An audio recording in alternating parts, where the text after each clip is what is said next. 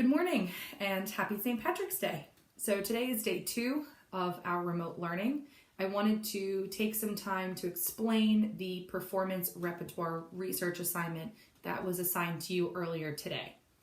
Last week, I gave you an assignment where I asked you to choose one of the pieces that we were singing for the spring concert and for you to explain how you emotionally connect to that song and how you're going to be able to tell the story and convey the emotions of the song to our audience. This assignment asks you to take that a step further and to really delve into a deeper understanding of the piece, of the person who wrote the piece, and what exactly was happening historically at the time that the piece was written, and to see if there's any correlation between what was happening around the composer as they wrote the piece that we're performing. The first section is composition. This is going to ask for basic generic information about the piece and who worked on it. And it's going to ask you to do a little bit of research to find out about the person that wrote it. Where were they from? When were they born? And are there any fun facts about the person that you think are interesting or that you think help to kind of give some information and background on this piece? The second section is the language. Not every song that we are singing for the spring concert is in English. And even if we are singing a piece in English, it doesn't necessarily mean that it started off that way. So was your piece originally written in the language that we're performing? And if it was changed, why do you think the composer chose to do that?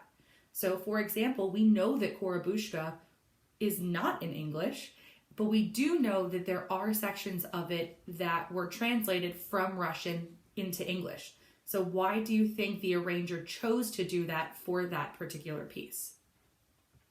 The next section is the origin. So the origin is going to help us understand when and why the piece was written. Often composers will choose to or be asked to write a piece for a certain person or for a certain event. For example, we know that Remember Me was written for the Disney movie Coco. So that is the specific reason that that piece was written. Also, do you think that your piece was written for a certain event?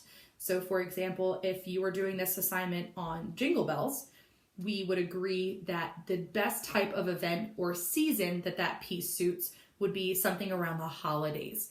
We could, but it might seem a little bit off to do a piece like that in May for our spring concert.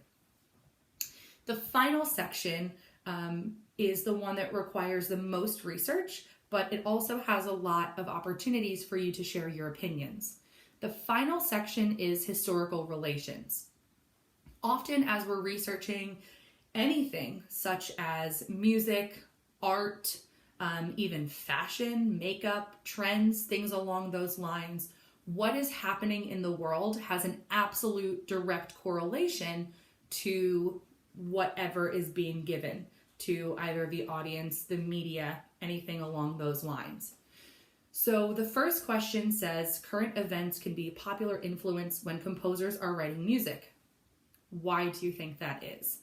Why do you think that composers often emote the emotions or feelings that are of things that are going on around them in the pieces that they write? I then want you to look at 3 things that were happening in the world at the time the piece was written. Coco was in a movie that was released in 2017. What was happening in the world in 2017?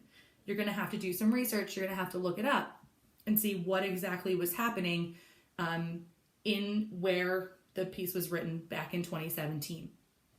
And then finally, do you think that this particular piece is a reflection of the current events happening at that time?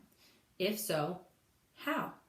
Do you think that Coco and Remember Me had any correlation to what was happening in the United States in 2017? If you do, please explain why. If you don't, explain why. I hope that that helps to provide a little bit of clarification on the piece itself. I know that some students are having a little bit of difficulty actually accessing the document. So if you go to the middle, up in the middle, and you hover over it, you will get a blackened box that says open with Google Docs.